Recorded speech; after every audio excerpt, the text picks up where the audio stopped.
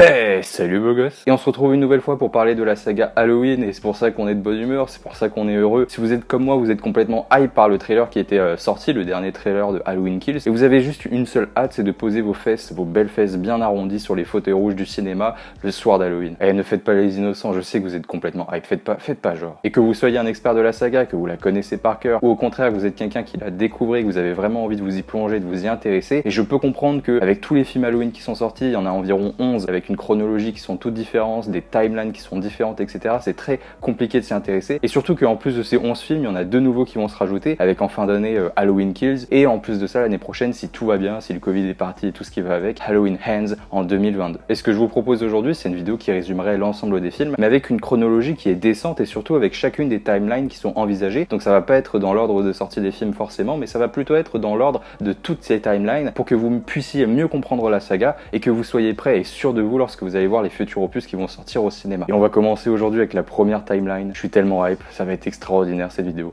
Eh bien c'est parti. La première timeline se compose d'Halloween premier du nom, réalisé par le magnifique et le prodigieux John Carpenter, ainsi que d'Halloween 2, Halloween 4, Halloween 5 et Halloween 6, la malédiction de Michael Myers.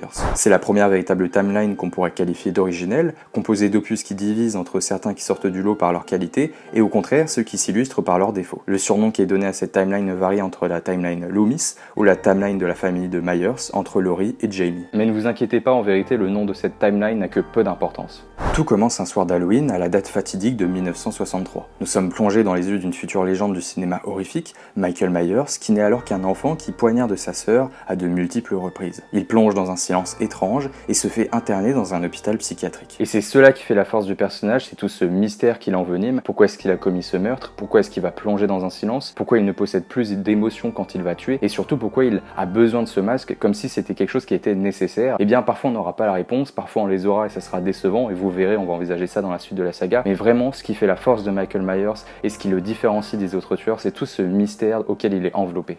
Plusieurs années après le meurtre de sa sœur, Michael Myers s'échappe de l'hôpital psychiatrique où il était enfermé pour opérer le plan qu'il imaginait dans ses rêves, terrifier les habitants de sa ville natale, Haddonfield, le soir d'Halloween. Il est poursuivi par son docteur principal, le docteur Loomis, qui aura une grande importance dans la saga, incarnant l'un des personnages les plus charismatiques. Michael Myers est décrit par son docteur comme plus fort que le diable et que les autres hommes qui peuplent la Terre. Notre tueur favori terrorise un groupe d'adolescents et mène des meurtres qui laissent peu d'échappatoire à ses victimes. Pourtant, une seule personne lui résiste, et cette personne, c'est l'un des personnages les plus importants de l'ensemble de la saga, Laurie Strode. Laurie réussit à survivre grâce à son instinct et à l'aide du docteur Loomis, qui sauve Laurie d'une mort certaine. Il tire à plusieurs reprises sur Michael Myers, qui semble mourir des balles du revolver et de la chute qu'entraînent ces divers impacts. Alors que tout semble revenir dans l'ordre et qu'une happy ending se dessine, Michael Myers n'est plus à l'endroit où il est supposé être mort, ce qui signe la fin de l'un des films les plus importants du cinéma horrifique. Et c'est ainsi que ces événements nous conduisent d'une façon logique à la suite qui s'intitule très sobrement, mais également de façon très logique, Halloween 2.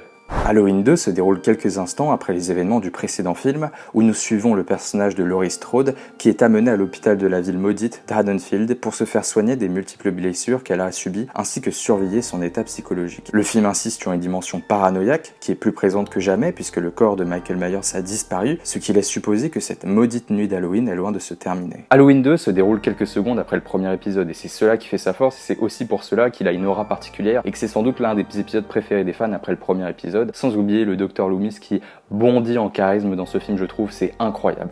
Évidemment, Michael Myers est toujours en vie et il n'hésite pas à continuer les terribles meurtres qui terrorisent sa ville natale. Son seul objectif reste de retrouver la seule victime qu'il a réussi à lui échapper, Laurie Strode, comme si un lien indicible les invitait à se confronter. C'est dans cet opus que nous comprenons que Laurie est la sœur de Michael Myers, qui a été abandonnée et confiée à une famille d'adoption. Ce qui explique la raison du pourquoi Michael se concentre sur elle depuis le premier opus. Il cherche à accomplir la même chose qu'il a déjà effectué, tuer une autre de ses sœurs. Le film présente également une piste de réflexion sur les capacités de Michael Myers, avec la malédiction de Sam Hain, qui expliquerait les raisons du pourquoi du comment. Il semble invincible et impossible à arrêter. Mais ne vous inquiétez pas, on développera ce sujet lorsqu'on abordera les futurs épisodes, qui tenteront parfois d'expliquer l'origine du mal. Je suis pas sûr que ce soit une bonne idée par contre. Le film se termine par une confrontation entre Michael Myers et le docteur Loomis, qui aboutit à l'explosion d'une partie de l'hôpital, ainsi que de nombreux dégâts sur nos deux protagonistes. Mais les deux vont quand même réussir à survivre, ce que nous savons grâce à la suite Halloween 4. Et c'est à partir de là que la saga commence à diviser et qu'il commence à y avoir des réfractaires et au contraire des personnes qui sont prêtes à tout pour la défendre. Halloween 4 fait quand même l'unanimité. Je veux dire, le film nous plonge dans une ambiance qui est particulière. C'est l'idée de voir un Haddonfield un peu paranoïaque qui traque Michael Myers, avec une ville qui est plongée dans un sentiment vraiment de paranoïaque parce qu'elle a peur de voir Michael surgir d'un buisson de n'importe quel endroit. La ville est complètement isolée, seule, elle paraît vraiment en position de faiblesse. Vraiment, il y a quelque chose de vraiment particulier qui ressort du film et j'adore. Halloween 4 se déroule plusieurs années après les événements des deux précédents films. Laurie Strode, la sœur de Michael Myers, est décédée d'un accident de voiture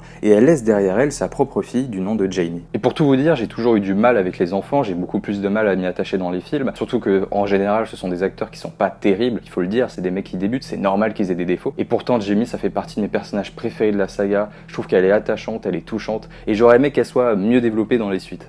Jamie va donc être menacée par son oncle, Michael Myers, qui sort d'un long coma après l'explosion qui s'est déroulée dans l'hôpital du précédent film. Une force presque surnaturelle semble le diriger dans sa quête, où il cherche à se débarrasser du dernier membre de sa famille. Et c'est un opus que j'aime beaucoup et qui aborde en quelque sorte une forme de nouvelle thématique à la saga, c'est véritablement le fantastique, qui est abordé plus frontalement, même si les anciens opus évoquaient quelques pistes, mais c'était pas autant. Là, c'est vraiment, on va plonger dans le fantastique, et c'est avec Halloween 5 et Halloween 6 surtout que le fantastique va prendre une part beaucoup plus importante dans la saga, et je sais pas si c'est une bonne idée ou au contraire c'est une mauvaise idée, mais il y avait quelques pistes qui étaient quand même intéressantes. Ce fantastique, il envenime le personnage de Michael Myers, qui nous est de plus en plus présenté comme invincible, invulnérable, qui n'a aucune émotion, qui est presque une forme de nouveau diable, et surtout on évoque des pistes où il est contrôlé par une sorte de force supérieure, ce qui sera abordé dans Halloween 5 et surtout le Halloween 6. Mais je suis sûr que vous l'attendez si vous l'avez jamais vu parce qu'on va en parler, ça va être drôle.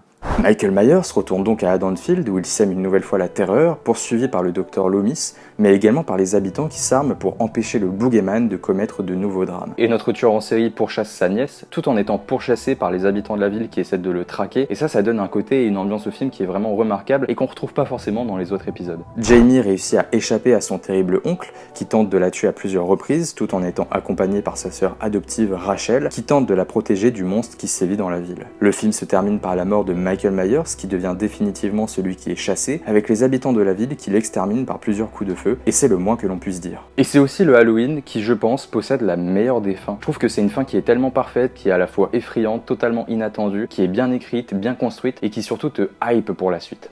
Jamie, qui est dans un costume de clown qui rappelle celui de Michael Myers lorsqu'il a commis son premier meurtre, semble perdre la raison et attaque sa propre mère adoptive. Elle semble complètement traumatisée par la nuit qu'elle vient de passer, jusqu'à basculer de l'autre côté de la psychologie de son oncle, Michael Myers. Et c'est la fin du film. C'est incroyable. Bon, on passe aux opus qui sont considérés comme les moins bons de la saga.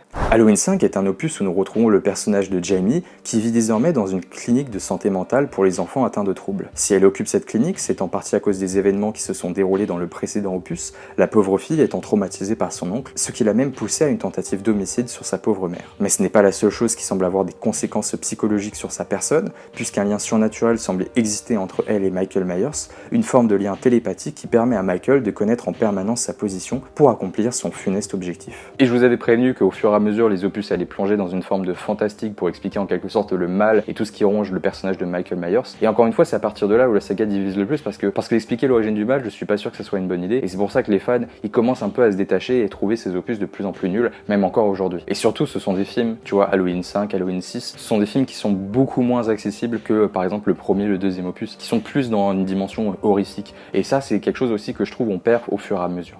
Au final, le film se montre plutôt classique dans sa forme, avec un Michael Myers qui poursuit sa nièce. Certains passages sont surprenants, lui donnant un côté humain qui n'était alors jamais présent, et je pense notamment au passage où il retire son masque. Cette scène, elle est atroce, elle me fait mal au cœur encore aujourd'hui. Je sais pas qui c'est qui a écrit ça, mais c'est la pire des idées possibles. Classique dans son récit, avec un Dr Loomis qui est toujours et heureusement présent, et qui traque sans relâche Michael Myers, jusqu'à réussir à le capturer dans une confrontation finale que je trouve incroyable. D'une façon intelligente, Loomis prend conscience qu'il n'arrivera jamais à tuer son pire ennemi, et préfère capturer Michael plutôt que d'essayer une nouvelle fois de le tuer en vain. Vraiment, le personnage de Loomis, il est tellement attachant. C'est vraiment l'un des personnages les mieux écrits et les mieux développés de la saga, et ça fait même peut-être partie de mes personnages préférés dans le genre horrifique. Je le trouve tellement attachant, c'est dingue. Tout comme Halloween 4 qui se terminait par une fin étonnante pour les spectateurs, Halloween 5 adopte le même parti pris narratif, en se concluant par une scène étrange où Michael Myers s'échappe d'une prison, libéré par un mystérieux homme vêtu en noir. On comprend alors que tout un tas d'éléments nous échappent dans la compréhension de cette histoire, et que quelque chose de plus grand s'organise protagonistes pour la suite. Les réponses seront abordées dans Halloween 6, qui nous révèle que Michael Myers est soumis à un culte, le culte de Thorn, qui utilise Myers pour exercer le sacrifice d'une famille complète et protéger le monde d'une sorte d'apocalypse. Si on est assez pervers, on peut apercevoir une forme de lien tordu avec la scène d'Halloween 2, qui nous présente la malédiction de Samhain, qui semble similaire à ce que Myers subit par le culte de Thorn. Le film plonge complètement dans le fantastique et prend des décisions étranges entre une Jamie que nous retrouvons qui est adulte, qui termine malheureusement par se faire tuer par son oncle, et un Dr Loomis qui connaît un sort tragique. Et en étant le plus honnête possible et en faisant partie des amoureux de la saga, je suis obligé de vous le dire, ça fait partie des opus les plus difficiles à regarder. C'est vraiment nul quoi. Il y a plein de choses qui vont pas au niveau du montage, au niveau des contradictions qui sont développées par rapport même à la saga et tout un tas d'autres choses. Franchement, c'est un des pires épisodes. C'est même pas des problèmes de réalisation, de lumière, de plan et ce genre de choses. C'est vraiment des problèmes où on va concentrer en un seul opus les pires décisions qu'on peut prendre pour un film d'horreur et pour une saga comme Halloween. Et en fait, c'est un concentré des pires décisions comme je vous l'ai dit, mais c'est surtout, en fait, c'est emblématique des films de cette période qui essaient de pousser le bouchon trop loin, qui essaient de ramener trop d'argent, qui essaient de faire de suites trop abusives. Et au bout d'un moment, on arrive à un moment où on sature et on prend des concentrés d'idées les pires possibles, on en fait un film et ça donne cela. Ces clichés de cette époque, c'était extrêmement traditionnel et aujourd'hui, on tombe encore parfois dans ce cliché, mais parfois on a quand même beaucoup moins ce genre de problème de suite. À la limite, on a de plus en plus de problèmes de suite qui ne savent pas comment innover, du coup qui restent dans une suite bis qui copie un peu le premier épisode, mais on va pas beaucoup plus loin ou alors on cherche pas à développer profondément. Là, les mecs, ils allaient tellement loin, ça n'avait aucun putain de sens. Plonger autant dans le fantastique est la pire chose à faire, surtout pour des films du genre. Michael Myers est un personnage qui est surnaturel sans l'être, et c'est ce qu'avait réussi à faire parfaitement John Carpenter, ainsi que le second opus qui se formait comme une forme d'héritage, qui sont bien plus fidèles au personnage et aux matériaux de base. Il est donc temps de passer à notre deuxième chronologie. Et vous l'avez sans doute remarqué si vous êtes un fan de la saga, c'est que je me suis concentré sur Halloween 1, Halloween 2, Halloween 4 et Halloween 5 et Halloween 6. Mais on a loupé un épisode parce qu'on passe pas de 2 à 4, sinon vous ne savez pas compter et c'est quand même très grave. Ce qui fait que j'ai enlevé volontairement le troisième épisode, c'est parce qu'il constitue une timeline à lui tout seul et on va en parler aujourd'hui. La raison est simple, c'est que Halloween 3 possède une timeline qui lui est propre, tel un univers indépendant. Le plus intéressant étant qu'il est même possible d'apercevoir le premier film de John Carpenter dans l'œuvre, tel une mise en abîme qui fonctionne plutôt bien, un film de la franchise dans un film de la franchise. Je vais donc passer rapidement sur cet opus qui ne sert strictement à rien pour comprendre la saga du personnage de Michael Myers, même s'il représente un film totalement différent dans la saga, avec une histoire très originale et même plutôt très bonne. On nous présente une forme d'enquête à propos d'une entreprise qui fabriquerait des masques maléfiques qui tuent vos enfants le soir d'Halloween. Et je sais que ça a l'air complètement débile, que ça n'a pas véritablement de sens, mais le film aborde cela avec vraiment une rigueur et je trouve un sérieux qui fait qu'on s'y intègre et c'est vraiment totalement le genre de film à voir parce qu'on peut plus faire ce genre de film aujourd'hui. C'est ainsi que nous allons aborder la troisième timeline et le premier redémarrage de la franchise avec cette fois-ci 4 opus qui forment un tout composé d'Halloween 1, Halloween 2, Halloween 20 ans après et enfin le final, Halloween Résurrection. Dans cette nouvelle timeline, il est décidé d'enlever les suites Halloween 4, Halloween 5 et Halloween 6 pour en constituer une timeline à part entière. On va uniquement conserver les 2 premiers opus, ce qui fait que Michael est toujours le frère de Laurie Strode, ce qui fait qu'elle d'ailleurs elle est encore en vie contrairement à Halloween 4 et 5 où elle était morte d'un accident. Et puis surtout, Jamie n'a jamais existé, elle n'a pas eu de fille. On va voir qu'elle a eu une nouvelle famille, mais c'est complètement à part. Mais en tout cas, Jamie, le côté aussi fantastique de la saga, ainsi que Halloween 4, 5, 6 et tout ce qui s'est déroulé sont supprimés. Et ça, c'est des notions qui sont très importantes parce que c'est parfois difficile de se repérer. Et on va donc commencer avec ce nouvel épisode, Halloween 20 ans après. Le film se déroule 20 ans après les événements d'Halloween 2 et nous retrouvons le personnage de Laurie Strode. Suite à cette terrible nuit, elle mène une nouvelle vie puisqu'elle a simulé sa mort et s'est construit une nouvelle identité jusqu'à avoir un fils qui est adolescent. La chose la plus intéressante du film, c'est le fait que Laurie, malgré tout ce qu'elle a entrepris, vit dans l'ombre de Michael Myers, traumatisé par les différents événements qui se sont déroulés. Alors que la fête d'Halloween approche, Michael Myers, qui est toujours son frère dans cette timeline, est bel et bien de retour pour essayer de tuer sa sœur. Ici, ce n'est pas le surnaturel qui explique ses actes, mais bien l'envie de tuer sa sœur, tel un meurtrier qui cherche à répondre à ses pulsions. Le film adopte le ton d'un slasher plutôt basique, ce qui constitue son principal défaut, mais réussit à traiter d'une façon admirable le personnage de Laurie, qui devient plus intéressante que le personnage de Michael Myers. Elle réussit à surmonter sa peur, à protéger sa famille, et surtout à inverser les rôles entre elle et son frère, Michael devenant la proie et Laurie le prédateur. Lors de la scène finale, elle coupe la tête de son frère pour faire en sorte qu'il ne revienne jamais, et enfin pouvoir mener une vie sans peur, un parfait développement de personnage en 3 films. Mais vous connaissez Hollywood avec sa capacité à réanimer, à faire revivre des franchises indéfiniment jusqu'à ce que ça tombe dans le corni. Vous connaissez également Hollywood qui adore tirer la corde, tirer la ficelle, ramener de l'argent, qui n'arrive pas à mettre un point final à une phrase, toujours en train de la développer. Et alors que cette timeline aurait pu parfaitement créer une timeline en 3 épisodes qui aurait fonctionné, qui aurait parfaitement apporté une sorte de conclusion au personnage de Laurie Strode que j'aurais trouvé d'ailleurs une conclusion tellement intéressante et tellement belle, ça aurait peut-être même fait partie des meilleures timelines si on y réfléchissait bien. Eh bien, malheureusement, vous savez que c'est pas le cas parce qu'il va y avoir un nouvel épisode qui va complètement plonger cette timeline dans le désert, en un opus. En un opus, ils ont détruit une timeline qui aurait pu être juste extraordinaire. On nous mérite pas les fans de films d'horreur parce qu'on est bien trop indulgents, on se fait tellement arnaquer avec les suites, c'est insane quoi. Halloween Résurrection se déroule après les événements d'Halloween 20 ans après. Le film s'ouvre sur le personnage de Laurie qui se fait tuer par Michael Myers. En effet, Michael Myers n'est pas mort dans la fin du précédent film, il avait juste donné son costume à un autre homme pour que Laurie croie que c'est lui, ce qui fait de Laurie la meurtrière d'un homme innocent. Franchement, honnêtement, là, je regarde droit dans les yeux. À quel moment les mecs se sont dit que c'était une bonne idée? Franchement, je sais pas à quel moment ce truc-là était considéré comme une bonne idée. Et là, ça rejoint mon idée principale, on ne nous respecte pas les fans de films d'horreur. Encore maintenant, ça va, il y a des films et des petites pépites qui sortent, mais à l'époque, franchement, fallait s'accrocher pour dire que t'étais fan de films d'horreur sans qu'on se foute de ta gueule à l'arrière. Enfin, c'est insane. Le film change radicalement de ton après cette scène d'introduction où nous suivons différents personnages qui participent à une émission de télé-réalité dans la maison des horreurs où Michael Myers a commis son premier meurtre. Sauf qu'évidemment, le tueur est de retour en direct à la télévision et à la fin, il y a Busta Rhymes, le rappeur, qui encule Michael Myers jusqu'à le tuer avec du kung-fu et c'est la fin du film. Et quand vous êtes fan de films d'horreur, ça va, vous êtes à peu près immunisé, vous avez l'habitude de regarder des films de merde. Mais alors là, Halloween Résurrection, honnêtement, de tout ce que j'ai vu de toute ma vie, et j'en ai vu des films de merde, hein, et il y a même des films de merde que j'aime bien et c'est des plaisirs coupables. Mais alors là, je n'ai jamais vu un film aussi nul de ma vie qui n'a autant pas d'intérêt que ça. Putain, les mecs ont vu ça au cinéma, mais oh la vache, la douille. Moi, je quitte la salle au bout de 10 minutes, hein, vraiment. Au final, cette timeline est une pure déception parce que Halloween 1, Halloween 2 et Halloween 20 ans après sont des épisodes qui ont leurs défauts, notamment Halloween 20 ans après qui est un peu moins bon que les deux premiers opus. Et pour moi, c'est véritablement un rendez-vous qui est manqué et c'est vraiment dommage. Halloween Résurrection plombe tout et c'est l'un des pires films Halloween qui est jamais sorti. Ce qui fait qu'en fin de compte, c'est encore une fois une nouvelle timeline et ça, c'est un des principaux défauts de la saga. C'est une nouvelle timeline où encore une fois, on a une fin qui est manquée et une conclusion qui est complètement gâchée, qui s'évapore. Et je sais ce que vous allez me dire, mais ouais, on est obligé, on va encore aborder une nouvelle timeline et c'est pas fini. Et c'est vraiment le bordel, c'est ça l'un des principaux problèmes de la saga, c'est que si vous êtes novice, vous devez vous y plonger, vous devez vous y intéresser parce qu'il y a tellement d'opus. Et c'est ça le véritable problème, c'est que c'est un gruyère, il y a plein de trous partout, il y a plein d'opus différents, il y a des goûts différents. Mais en même temps, c'est une forme de richesse à la saga que tout un tas d'autres n'ont pas. Il y a une forme de complexité qui en ressort. Et lorsque vous vous intéressez, c'est plutôt simple. Mais lorsque vous êtes extérieur à la saga, c'est complètement difficile. Mais du coup, j'espère que je vous explique bien et que vous arrivez à pas trop être perdu parce qu'on va encore une fois complexifier les choses avec une nouvelle timeline qui change radicalement de ton.